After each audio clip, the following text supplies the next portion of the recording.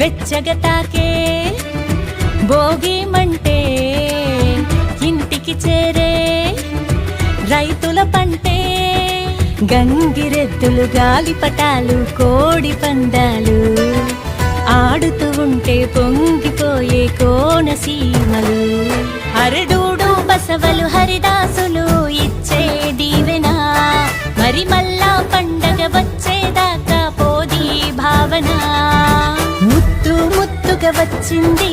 ముగ్గుల సంక్రాంతి ప్రతి గుమ్మంలోన నింపింది గొబ్బెమ్మల ఈ కాంతి ముత్తు ముత్తుగా వచ్చింది ముగ్గుల సంక్రాంతి